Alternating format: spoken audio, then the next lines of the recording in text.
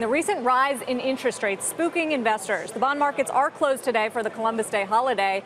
But Mike, you've been taking a look at this for us, what it means for the bulls and the bears in the fourth quarter and whether we're at some sort of tipping point for bond yields and the ripple effect on stocks. Yeah, I don't know that we're at some kind of a level that acts as a tipping point, but I do think rising yields do represent a pressure point for stocks. Every time you've seen 10-year Treasury yields kind of advance to a next higher level this cycle, you've had the market stall out. It pressures stock-bond valuation relationships.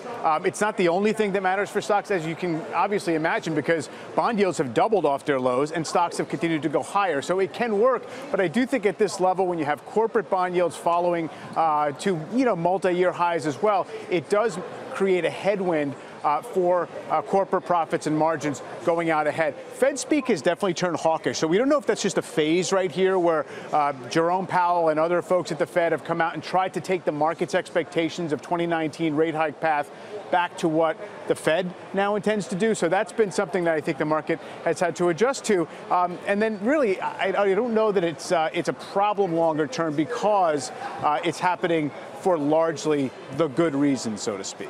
Better economy, lowest unemployment rates since exactly. So we have a tight economy. We have things working pretty well. But, it's also the kind of thing where something can kind of get knocked loose in the capital markets when rates go up quickly. And I think that's another reason for defensiveness. And clearly one other factor that has anchored rates, particularly on the longer end, in the last 12 to 18 months has been international yields. Yeah. And in a day like today, where you see the Italian yield jump 32 basis points or so, clearly that's something to watch. But at the moment, that hasn't led to the real anchor internationally, which is Japan and Germany moving. So whilst that stays low, it can kind of have the same effect. But without a doubt. Now, there is some talk lately that, especially with the Fed transmitting this idea that they're going to be more aggressive perhaps than the market expects next year, it's becoming expensive to hedge the currency if you're a global investor and buy treasuries and capture that yield spread.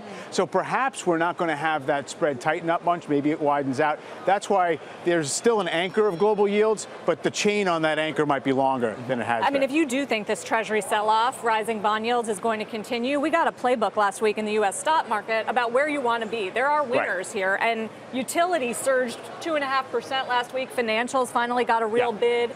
Technology and consumer discretionary got the most hurt. The utility move was confusing, though, and that was more coming off a low level. You don't usually get an interest rate-driven week where utilities and banks move in the same direction. In fact, a lot of people would look at that and say, well, that's the stock market saying that this rise in bond yields maybe is kind of running its course for now, or for that matter, or you just it's just noise. And out of risky it is a assets. defensive trade, exactly. Now, in terms of the banks and small caps got hurt, too, because largely they're exposed to credit costs. So all this stuff filtering in.